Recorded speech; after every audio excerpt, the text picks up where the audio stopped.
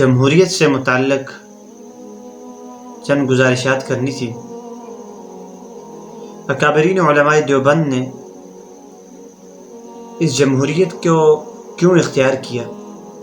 Europe سے جب جمہوریت عوام کی حکمرانی کا نظام دنیا پر چھانے لگا تو ہمارے بڑے جن کے دل اسلامی نظام، اسلامی خلافت کے لیے ہر وقت تڑپتے تھے، انہوں نے دیکھا کہ ایک ایسی راہ نکل آئی ہے جس کے ذریعے بغیر قربانی دیے پاکستان میں اسلامی نظام آ سکتا ہے، کیونکہ پاکستان میں مسلمانوں کی اکثریت تھی اور غیر مسلم نہ ہونے کے برابر تھے۔ تو انہوں نے سوچا کہ ایسی صورت میں جب لوگوں کو اختیار دیا جائے گا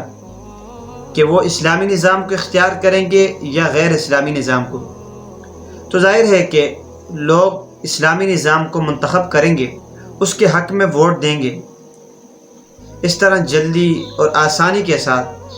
وطن عزیز پاکستان میں اسلامی نظام نافذ ہو جائے گا، پھر اسے پوری دنیا میں پھیلا کر اس کا دائرہ کار وسیع کر کے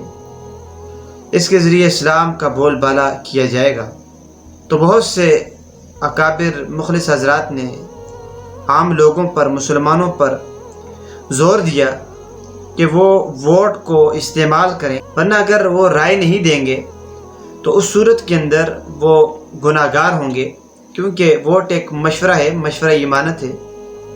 لہٰذا حق کے لیے گواہی نہ دینا ایسا ہے جیسا خیانت کا مرتکب ہونا۔ تو اس صورت میں ظاہر ہے کہ اسلام حق ہے، تو اسلامی پارٹی کو ووٹ نہ دینا نہ صرف جھوٹی گواہی بلکہ کفر کی حمایت بھی ہے۔ اس طرح اکابرین نے، بڑوں نے عوام کو بہت سے طریقوں سے سمجھایا، لیکن ظاہر ہے کہ جو بھی تحریک اسلامی نظام کے لیے اسلامی راستے کو چھوڑ دے گی وہ کبھی بھی اسلامی سرحد پر نہیں پہنچ سکتی، اور اس کے حق میں دلائل کے انبار ہی کیوں نہ لگا دے، بہرحال اس کے نتائج الٹ نکلیں گے اور لوگ اسلام کے قریب ہونے کے بجائے اسلام سے دور ہوتے جائیں گے۔ جمہوری نظام تمام تر خواہشات پر مبنی نظام ہے،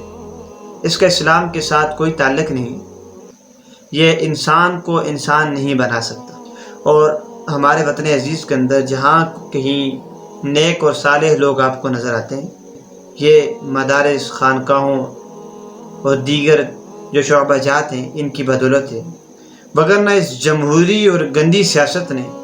ہمارے اندر سے ایمان اور ایمانی روح کو نکال دیا ہے۔ اسلامی نظام کے اندر یہ ہوتا ہے،